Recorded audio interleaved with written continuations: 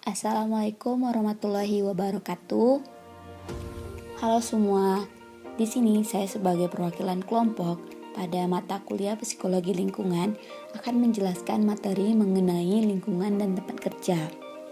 Sebelum memasuki materi, ada baiknya kita berkenalan atau sekedar tahu nama kelompok atau rekan kerja saya.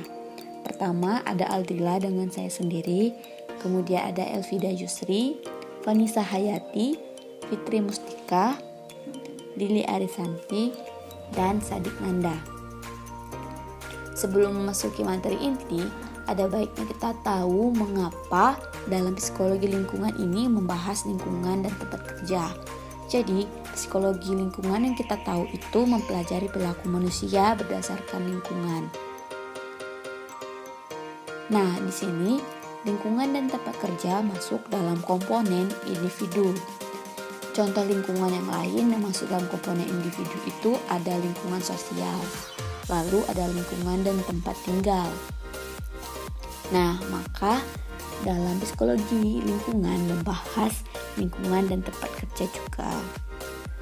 Baiklah, kita pasti bertanya-tanya apa sih lingkungan kerja itu?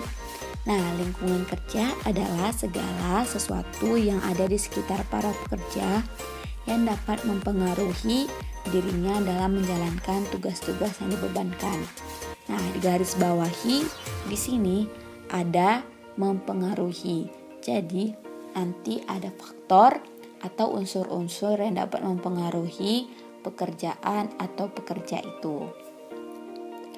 Nah, seperti yang saya bilang di awal, lingkungan kerja adalah komponen terpenting dalam karyawan menyelesaikan tugasnya. Definisi lain lingkungan kerja adalah sarana dan prasarana kerja yang ada di sekitar karyawan yang sedang melaksanakan pekerjaan yang dapat mempengaruhi pekerjaan itu sendiri. Nah, pembagian lingkungan kerja itu ada dua, fisik dan non-fisik. Lingkungan kerja fisik diartikan sebagai semua keadaan yang berbentuk fisik yang terdapat di sekitar tempat kerja yang dapat mempengaruhi karyawan baik secara langsung maupun tidak langsung. Nah, sedangkan lingkungan kerja non-fisik diartikan sebagai semua keadaan yang terjadi yang berkaitan dengan hubungan kerja, baik hubungan kerja antara atasan dengan individu dengan rekan kerja, maupun individu dengan bawahan. Nah, seperti yang saya bilang di awal tadi, pada lingkungan kerja fisik ada faktor atau unsur yang dapat mempengaruhi individu dalam menyelesaikan tugasnya. Nah, pertama ada pencahayaan. Pencahayaan di sini dimaksudkan itu bukan pencahayaan hanya lampu dalam ruangan itu saja, bisa pencahayaan matahari. Nah, pencahayaan dibutuhkan bagi para pekerja untuk dapat menyelesaikan atau menyelesaikan tugas secara optimal. Nah, jika pencahayaan minim atau kurang dapat mengganggu pekerjaan atau mengganggu pekerja dalam menyelesaikan tugasnya. Terus, bisa juga memberi kesan tidak higienis pada ruangan kerja itu sendiri. Namun, jika pencahayaan yang bagus dapat menghindari kesalahan kerja dan dapat membuat pekerja bekerja secara optimal. Lalu ada akibat yang bisa terjadi jika pencahayaan minim atau kurang. Dapat berkepanjangan ini akibatnya, yakni sakit kepala, lalu turunnya konsentrasi. Lalu unsur kedua ada sirkulasi udara. Sirkulasi udara yang optimal mampu membuat pekerja dapat bekerja secara maksimal juga. Nah, di sini sirkulasi udara itu ada 3 jenis. Pertama ada kelembapan, sirkulasi udara, dan suhu udara. Nah, kelembapan itu keadaan di mana normalnya suhu. Sedangkan suhu udara itu seperti derajat Celcius. Nah, optimalnya sendiri suhu itu 24 sampai 27 derajat untuk pekerja. Nah, sirkulasi udara sendiri berguna untuk jadi sirkulasi udara itu kan bekerja keluar dan masuk. Jadi sirkulasi udara yang kotor dapat mempengaruhi pekerja. Jadi contohnya bisa kita ambil misalnya gerah. Jadi yang dapat dipengaruhi itu semangat para pekerja dan mereka dapat tidak bekerja secara optimal. Lalu ada warna. Nah, warna sendiri berkaitan dengan perasaan seseorang atau perasaan pekerja. Bisa senang, ceria, ataupun sumpek dan lain-lain. Dalam lingkungan kerja, pemilihan warna sangat berpengaruh. Jadi ada baiknya pilihlah warna dalam lingkungan kerja itu warna-warna yang lembut seperti coklat, krim, putih, hijau muda, dan lain-lain. Nah, kita ambil contoh putih. Nah, putih ini memberikan kesan keleluasaan atau bersih pada ruangan kerja itu sendiri. Walaupun ruangan kerja itu sempit, namun dengan pemberian warna yang baik akan memberikan kesan-kesan yang baik juga. Nah, ada juga biru. Biru menggambarkan suasana yang tenang, tentram, dan sejuk. Lalu ada kebersihan. Nah, kebersihan ini merupakan ciri atau pertanda jika lingkungan kerja itu sehat. Nah, kebersihan lingkungan kerja ini berpengaruh dengan kesehatan fisik. Maka, jika lingkungan kerja bersih, maka kesehatan fisik pekerja juga baik dan dapat meningkatkan semangat pekerjaan. Lalu ada keamanan. Nah, keamanan tidak hanya cuma berbentuk keamanan dari orang lain, namun bisa dari alat-alat kerja. Nah, lingkungan kerja yang bagus dengan keamanan yang bagus punya aturan juga yang bagus. Juga ada alat keselamatan kerja. Mengapa keamanan ini perlu pada diri individu? Sebab dalam hierarki kebutuhan sendiri menurut Maslow, keamanan seseorang itu masuk pada kebutuhan yang harus terpenuhi. Nah, sedangkan pada lingkungan non-fisik ini terbagi atas hubungan-hubungan. Pertama, ada hubungan atasan dengan bawahan. Nah, hubungan yang dapat terjadi ini jika atau pada saat memberikan tugas-tugas untuk dikerjakan. Dalam hubungan tersebut ada unsur penyampaian informasi dari pimpinan ke bawahan. Bisa meliputi banyak hal seperti tugas, kebijakan organisasi, kemudian tujuan-tujuan organisasi yang hendak dicapai. Hubungan dan interaksi ini harus dijaga agar tetap harmonis dan sebabnya akan menciptakan lingkungan kerja yang baik. Kemudian yang kedua ada hubungan antar karyawan atau teman sejabat atau rekan kerja. Nah, ini harus diperhatikan sebab akan menimbulkan tingkat kepuasan kinerja jika situasi lingkungan kerja dapat mendukung pekerja atau individu itu sendiri. Hubungan antar karyawan yang baik dapat meningkatkan produktivitas tiap-tiap individu.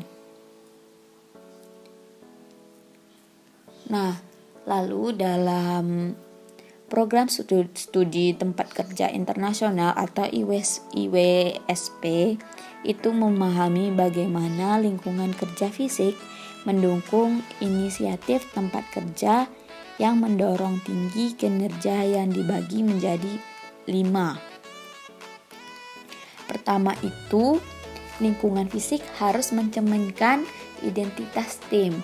Di sini yang dapat kita ambil adalah fitur yang ada pada fisik itu seperti indera.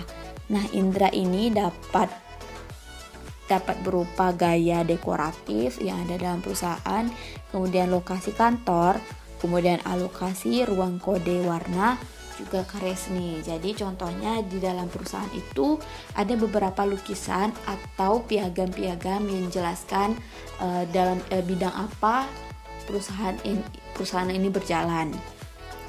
Kemudian fitur lingkungan harus memudahkan komunikasi. Nah, dalam lingkungan kerja ada fasilitas yang dapat memudahkan komunikasi. Seperti itu bisa dilakukan dengan face to face atau dengan via bercengkrama. Nah, di sini teknologi juga berpengaruh dan mengambil andil. Contohnya seperti telepon kantor atau sebagainya. Kemudian yang ketiga, fitur lingkungan harus memfasilitasi penyelesaian tugas. Nah, di sini penyelesaian tugas dapat dicapai dengan kualitas ruang kerja yang bagus. Contohnya seperti ruang pertemuan atau ruang meeting, kemudian ada wifi, dan beberapa teknologi yang lain. Kemudian yang keempat, fitur lingkungan harus dapat disesuaikan dengan perubahan dalam tim organisasi. Nah, di sini yang dimaksud adalah fitur itu dapat mengakomodir tim dalam tiap perubahan-perubahan yang terjadi. Bisa saja beberapa tim memerlukan ruangan dengan nuansa yang berbeda. Maka perusahaan harus menyediakan ruangan dengan nuansa yang dimaksud. Kemudian yang kelima, ada kebijakan yang mengatur lingkungan harus mengatur lingkungan. Nah, di sini kebijakan tersebut harus sinkron dengan lingkungan.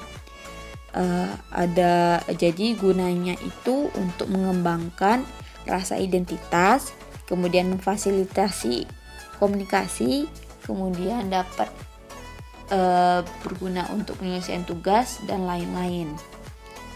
Nah, ada beberapa hal yang harus diperhatikan di lingkungan kerja. Pertama, ada architectonic details. Nah, di sini seperti yang saya bilang tadi di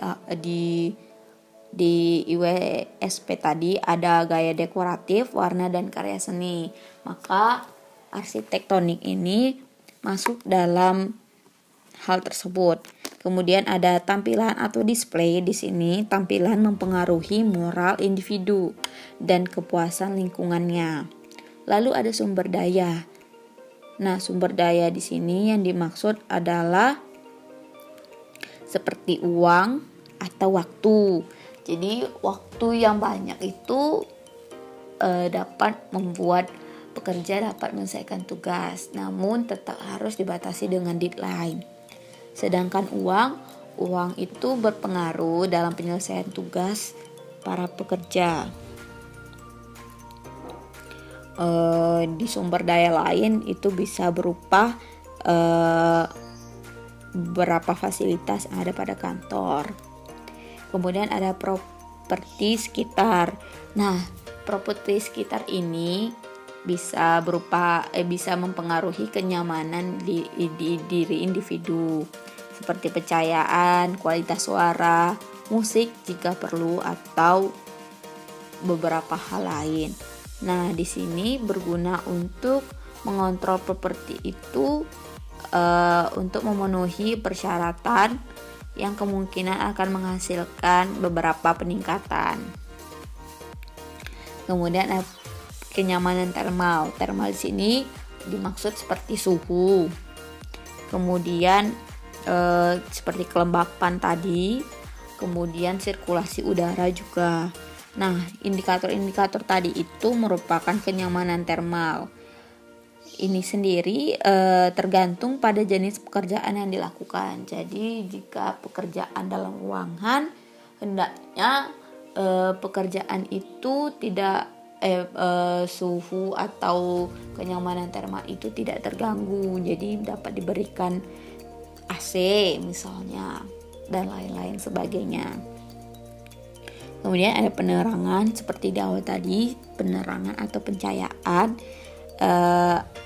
Cahaya ini digunakan untuk para pekerja untuk menyelesaikan pekerjaannya. Namun jika terlalu berlebihan seperti silau dapat mengganggu juga. Kemudian ada suara. Nah, kebisingan di sini harus diperhatikan sebab konsentrasi sangat berpengaruh, sangat berkaitan dengan kebisingan. Jadi jika kebisingan itu terlalu tinggi maka konsentrasi dapat buyar atau pecah. Dan kebisingan ini dapat memicu stres pada para pekerja. Kemudian ada kualitas udara. Kualitas udara masuk juga dengan kenyamanan termal namun berbeda sebab udara ini lebih kepada udaranya, kualitas udara seperti adanya wewangian segar seperti pengharum ruangan. Jadi ya berbau segar. Jadi pengharum ruangan yang segar itu dapat atau memang harus diperhatikan. Kemudian ada kontrol. Di sini dimaksud dengan otonomi dan motivasi dalam pengambilan keputusan. Nah, para pekerja sendiri tentunya harus memiliki kontrol diri dalam pengambilan keputusan. Jadi otonomi yang dimaksud itu, jadi pekerja itu memiliki hak pada dirinya untuk mengambil keputusan dalam pekerjaan itu sendiri. Kemudian ada detail arsitektonik lagi. Di sini karya seni dan artefak lainnya dapat memberi orang di tempat kerja kesempatan untuk mempersonalisasikan ruang kerja, lalu memberikan rasa kontrol estetika dan mengurangi potensi ketidakpuasan tempat kerja. Jadi bisa saja jika keadaan kantor tidak menimbulkan estetika, maka tidak ada kepuasan dalam diri individu yang bekerja. Nah, tadi sekian materi yang saya sampaikan. Untuk meringkasnya, di sini ada kesimpulan yang bisa saya sampaikan. Jadi dapat disimpulkan bahwa lingkungan kerja mempengaruhi kepuasan dan produktivitas kerja karyawan atau pekerja. Sehingga ada beberapa hal yang harus diperhatikan untuk meningkatkan kenyamanan, produktivitas, dan kepuasan kerja. Dengan mendapat lingkungan kerja yang baik, maka seseorang akan menjadi lebih produktif dan mendapatkan kepuasan kerja. Semoga dengan penyampaian saya sampaikan bermanfaat. Apabila ada kesalahan dalam penyampaian, saya mohon maaf. Saya akhiri, wabillahi taufiq wa hidayah. Wassalamualaikum warahmatullahi wabarakatuh. Sekian dan terima kasih.